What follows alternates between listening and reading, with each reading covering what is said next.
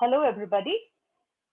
Welcome to this first lecture for the course Data Communication and Computer Networks for BSc fourth semester. In this video, we are going to talk about the concept of layering and the network architecture reference model. So let us start.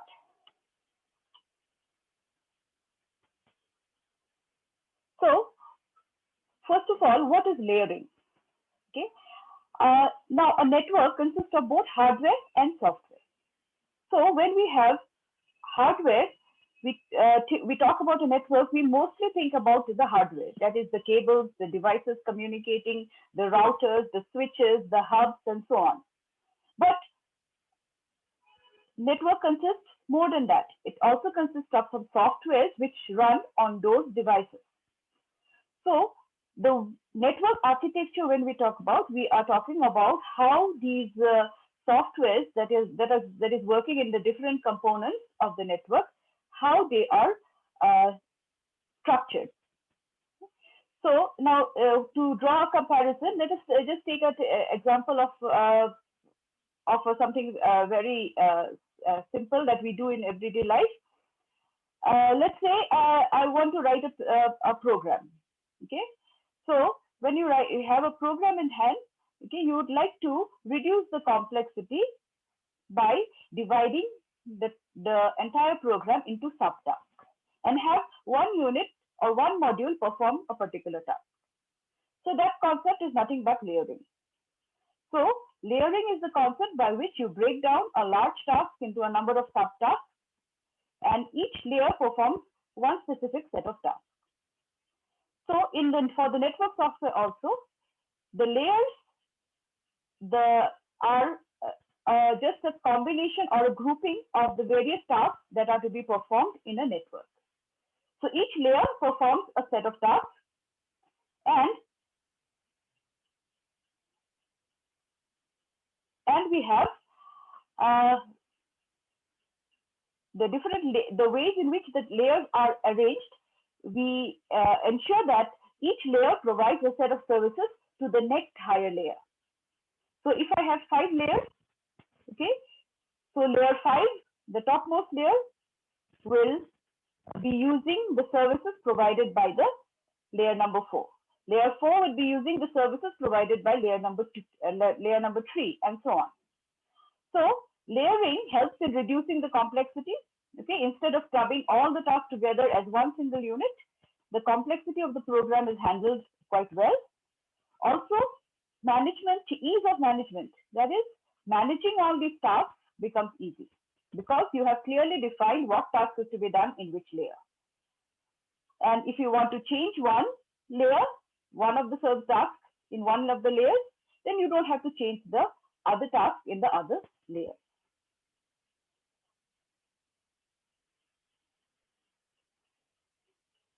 So in a network also, we have these layers. And to explain this even better, let me take the example of a person sending a mail, a snail mail, that is not an email, a regular mail, and how you can have how the layer concept can be explained using this. So you can see there is a sender here. The sender wants to send a letter to the receiver here. So the sender writes the letter, puts it in an envelope, and drops it in a mailbox. So this is the task of the sender. That can be defined as one layer. That is the task performed by the sender. Now the letter, which is there has been put in the mailbox, will be carried from the mailbox to the post office by a postman. And this can be the middle layer, that is, transfer from the post box to the post office. The third, at the post office, now the letter is delivered to the carrier by the post office. So the carrier means the person or the service which will take the letter from the post office, from the source post office, and give it to the destination post office. So this can be by if it is within the same city, then it can be by road. Sometimes even intercity can be done by road, or it can be sent by train, or it can be sent by air. So the carrier can be different. Okay, so as you can see here, we have the parcel is carried, or the letter here is carried from the source to the destination. Now it arrives at the destination. At the destination, the letter is taken from the carrier and put in the post office. Okay, then the post office will sort out the letter, and it is taken to the mailbox of the recipient now. Okay, so the mailbox of the recipient, the postman takes the letter from the post office and puts it in the mailbox or the address of the recipient. And finally, the receiver will take the letter, remove it from the mailbox, open the envelope and read it. So our main task was sending the letter from the sender to the receiver. And to do this, we saw that these are the various tasks. And we have defined each task to be defined in terms of a layer. So you can have 3 layers in this example. Higher layer, that is writing the letter, putting it in an envelope, and corresponding at the receiver side would be picking up the letter, removing it from the envelope and reading it. In the middle layer, at the sender side, the letter is carried from the mailbox to the post office. At the receiver side, the letter is carried from the post office to the mailbox. Okay, so just the reverse. And at the lowest layer, the letter is delivered by the carrier to the post office, and just the reverse. From the carrier, it is taken to the post office. So as you can see, each layer is being provided some services by the lower layer. So the letter, that is the highest layer, that is letter written, this is a service that is provided to the sender. Then this layer, that is the highest layer, is given a service by the mailbox. So the postal department gives the service to the users by putting mailboxes in different locations. Okay. Then again, from the mailbox to carry it to the post office, that is again another service which is provided by the postal department by appointing different postman or postwoman to carry the letter from the mailbox to the post office. So these are services which are provided by the layers. There is the task and there is the service. Okay, so this is your layering in the real life. Now, in our network architectures also, we have some models which are known as reference models. So network architecture reference models. So they're called reference models because they are like references. It is not that you have to follow whatever they are saying. So this is just for reference. So the idea was that earlier different vendors or different organizations, they manufactured their own networking devices. And then if you want to integrate, you want to use their architecture, or you want to use their devices, you have to follow their architecture. Okay, so you have to follow only their devices. All throughout the network, you have to use their devices. So because they were not compatible across companies, the devices were not compatible with each other. So to avoid that, some reference models were defined by some standardization organization. And one such standardization organization is your ISO, International Standards Organization. So they gave these, especially the first one, the OSI model, which is a reference model, so that these companies, when they make these devices, they make it in such a way that they are compatible across different platforms. So there are 2 reference models which are quite popular. One is the OSI model and the other is the TCP/IP model. OSI stands for Open System Interconnect. So these are the layers of the OSI model. So the OSI model is a reference model which consists of 7 layers. Okay. So at the bottom you have the physical layer, then you have the data link layer, then you have the network layer, the transport layer, the session layer, the presentation layer, and the application layer. That is the topmost layer. Above this is the user. Okay, so the user interacts with the application layer.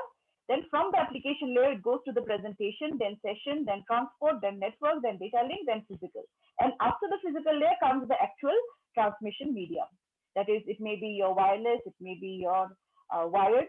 So whatever is the transmission media, the physical layer deals with that. And the application layer deals with the user. So these are the 7 layers of the OSI model. We will discuss the OSI model in details in the next video. And this is the TCP IP model, okay, transmission control protocol / internet protocol model. So there are 5 layers, or you can see there are these layers here. You can see the physical and the data link layer is combined together into one layer. Then you have the network layer, which is also known as the internet layer. Then you have the transport layer. And then here you have the application, presentation, and session layer are combined together as the application layer. And what you can see inside it are some things called protocols, which work in these different layers. So some common terms that you will come across in this next few lectures. I just want to talk briefly about it. So nodes. So nodes are entities that enable communication. Okay, so nodes it may be your device, your computer, it may be your laptop, it may be your desktop, it may be your mobile phone, it may be a printer, it may be a router, it may be a node, it may be a switch. So all of these are nodes. So nodes are the entities that take part in the communication. And protocols are something like rules to be followed by the nodes at the time of communication. So when 2 nodes are communicating, they have to follow certain rules. Okay, like say for example, when you gave the online exam, you had to. There was a given set of SOPs which you had to follow. Like you had to first put the cover page. The cover page was in a particular format. Then you have to put your admit card. Then you have to put all your answer sheets, which is to be signed and page numbered and so on. So that is the rule that you have to follow for your exam. So you can call it a protocol. So that is a protocol. So if you do not follow that protocol, if you give your admit card before the cover page, you were asked to resubmit. So protocols are the rules that are to be followed by the nodes during communication. If protocols are not there, if rules are not there, then communication between 2 devices or 2 nodes would not be possible. Okay, so protocols are very important. So for every layer, there are certain protocols. So certain protocols which are to be followed to ensure proper communication. And the third thing that I want to talk about, or a term that we are using, is the interface. So interfaces are services provided by a lower layer to the next higher layer. Like I have mentioned that a lower layer will provide a service to the higher layer, to the next higher layer. So this is here, these are defined by the interface. So in our example of sending a letter, okay, the location of the positioning of the mailboxes, that you can think of it as an interface. So the interface, that is the mailbox, is a way by which the user can drop the letter, is a place where the user can drop the letter, and the postman or postwoman can come and pick up the letter and take it to the post office. So that is a place where the 2 layers, that is the lower layer and the higher layer, will meet. So that is your interface. So in your network also, you can see here among the different layers, the physical and the data link, there is an interface between the physical and the data link layer. There is an interface between data link and network and transport and session and presentation and application. So you can think of this interface to be like a door, like a gate. Okay, so from application, there will be a gate to reach presentation. From presentation, there will be a gate to reach session. Okay, and at every gate, there is a guard, which is nothing but the protocol. So the guard is checking whether you are following the protocol or not. Okay, so that is about the concept of layering and the various 2 different types of reference models that we have seen. Now, So in this video today, we have seen the concept of layering, why it is useful, and we have also seen the two reference network architecture reference models, that is the OSI model and the TCP/IP model. So in the next video, we will talk more about the OSI model.